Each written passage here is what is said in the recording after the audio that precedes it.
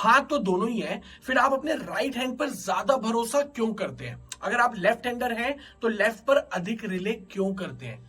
ये भी बड़ा आम सा है हमारी सोसाइटी में कि अखबारों में 12th का रिजल्ट आते ही कितने सालों से यही हेडलाइन है कि लड़कियों ने लड़कों को पछाड़ दिया। पर आप कॉलेज में girl is to boy ratio देखिए, पोस्ट ग्रेजुएट और डॉक्टरेट तक आते आते तो ये बद से बदतर हो जाता है, क्योंकि लड़कियों की संभावना को रोक दिया जाता है।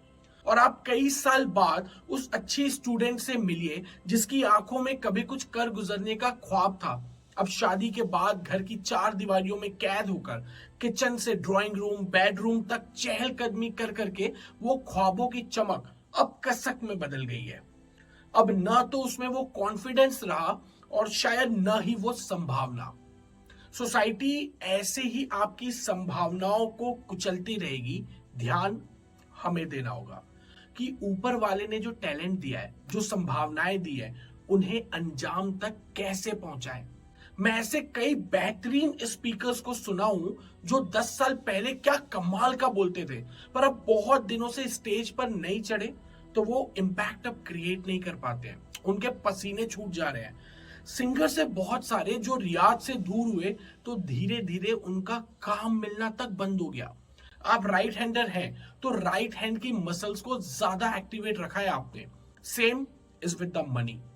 आप पैसों को यूं ही छोड़ दीजिए, आप उसकी वैल्यू डेप्रिशिएट कर रहे हैं। ऑफ कोर्स उसकी कोई फेस वैल्यू नहीं है, बट उसकी परचेजिंग पावर तो है, और वो परचेजिंग पावर कम हो जाती है।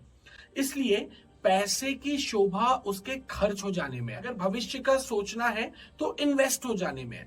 यूं ही पड़े रहने से तो चाहे पैसा हो या आपका टैलेंट, उसका प्रभाव कम होने लगता है। जिस मशीन को यूज न किया जाए उसमें जंग यानी रस लग जाता है। जिस ज्ञान का उपयोग न किया जाए वो भार समान हो जाता है। एक बार एक मालिक अपनी यात्रा पर जाने से पहले अपने 3 नौकरों को बुलाता है और उन्हें कुछ पैसे देता है। वापस आता है तो एक नौकर कहता है, मालिक आपने जो 5 अशर्फियां दी थी उसमें मैंने 5 और जोड़ दिए। दूसरा कहता है, मैंने जो 2 अशर्फी दी थी उसमें मैंने 2 और जोड़ दिए। तीसरे ने बताया कि मुझे आपने एक ही अशर्फी दी थी, मैंने कुछ नहीं किया, ये लीजिए अपनी वो अशर्फी वापस ले लीजिए। मालिक ने उससे वो एक अशर्फी लेकर उसे दे दी जिसके पास 10 पहले से थी। और नेचर या यूनिवर्स भी ऐसे ही काम करता है। Survival of the fittest. जिसके पास कुछ है वो बहुत कुछ पा जाता है, और जिसके पास थोड़ा सा है उससे वो इस्तेमाल नहीं किया तो उससे वो भी छिन जाता है। इसलिए जीवन का असल दुख मृत्यु नहीं, उसके पहले जो सांसें हम गंवाना चाह रहे हैं या गंवा रहे हैं ना, वो है। तो जो है उसे इस्तेमाल करो, नहीं तो वो भी गंवा दोगे। यूज इट और यू विल लूज इट।